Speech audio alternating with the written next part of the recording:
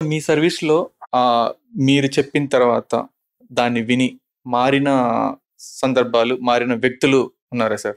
ఉన్నారండి. నేను కర్నూలులో గాంజా కేసులు చేసినప్పుడు కూడా టు బి ఫ్రాంక్ చెప్పాలంటే స్టూడెంట్స్ మాకు ఇన్ఫర్మేషన్ ప్రకారం ఒక 11 మందిని పట్టుకున్నాం. ఓకే.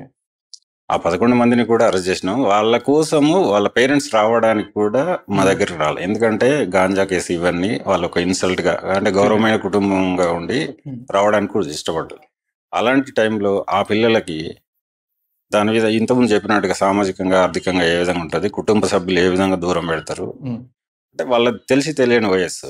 ఇలాంటి వాళ్ళని వాళ్ళు టార్గెట్ చేస్తారు, స్మగ్లర్స్ టార్గెట్ చేస్తారు కాబట్టిగా అవన్నీ వివరిస్తూ వాళ్ళని జైలుకి పంపించేసిన తర్వాత వాళ్ళ పేరెంట్స్ని మా దగ్గర పిలిచి తన ఇబ్బందిలో ఉన్నప్పుడు మీరు దూరం పెట్టడం కరెక్ట్ కాదు, తనకు సాయంగా ఉండండి ఈ విధంగా జైలు నుండి మళ్ళీ ఎప్పుడు బెయిల్ వచ్చిన తర్వాత మళ్ళీ కౌన్సిలింగ్ ఇచ్చేసేసి రీహాబిలిటేషన్ సెంటర్స్ పంపించి తనలో మార్పు గమనిస్తే అందులో ఒక వ్యక్తి, ఒక స్టూడెంట్ తను కంప్లీట్ గా మానుకొని ఇప్పుడు బెంగళూరులో ఉద్యోగం చేస్తున్నాడు. సో అప్పుడప్పుడు కాల్ చేస్తాడు. అది మీకు కూడా అచీవ్మెంట్ అది అంటే అదొక సాటిస్ఫాక్షన్ లాగా ఉంటుంది. జాబ్ సాటిస్ఫాక్షన్ పర్సనల్ గా కూడా మీకు పర్సనల్ గా ఉంటుంది.